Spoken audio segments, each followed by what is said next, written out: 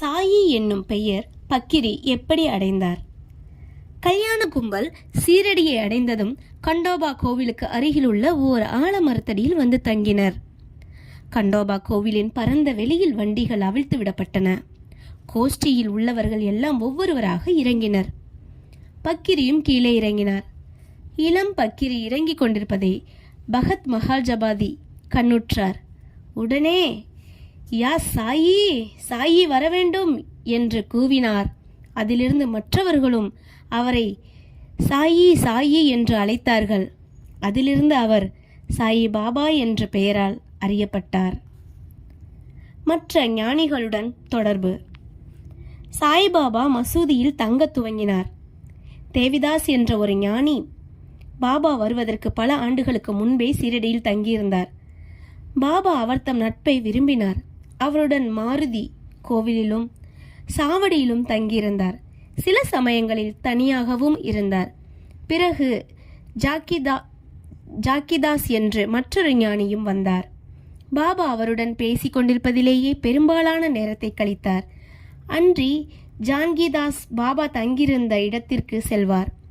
அங்கனமே புந்தாம்பேயின் நின்று இல்லத்திலிருந்த வைசிய ஞானியான கங்காகீர் எப்போதும் சீரடிக்கு வந்தார்.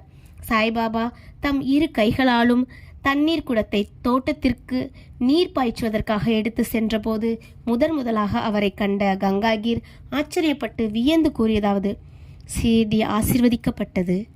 அது விலைமதிக்க முடியாத வைரத்தை பெற்றிருக்கிறது. அம்மனிதர் இன்று தண்ணீர் சுமந்து கொண்டிருக்கிறார். ஆனாலும் அவர் சாதாரண மனிதர் அல்ல. இந்நிலம் ஷீரடி அதிர்ஷ்டமும் புண்ணியமும் ஆதலினால் அது ஒரு வைரத்தை பெற்றது. அங்கனமே ஏவலா மடத்தை சேர்ந்த ஆனந்த் நாத் என்பவர் புகழ்பெற்ற ஞானியும் அக்கல்கோட் மகாராஜரின் சீடரும் ஆவார். அவர் சீரடி மக்கள் சிலருடன் சீரடிக்கு வந்திருந்தார். அவர் சாய்பாபாவை தம் முன் கண்டபோது வெளிப்படையாக பின்வருமாறு கூறினார்: இது உண்மையில் விலைமதிக்க முடியாத ரத்தினமாகும். அவர் ஒரு சாதாரண மனிதர் போன்று தோன்றினாலும் அவர் ஒரு சாதாரண கல் அல்ல, ஒரு வைரக்கல். வடிய விரைவில் நீங்கள் இதை உணர்வீர்கள். இதை கூறிய பின்னர் அவர் ஏவலாவுக்கு திரும்பிவிட்டார்.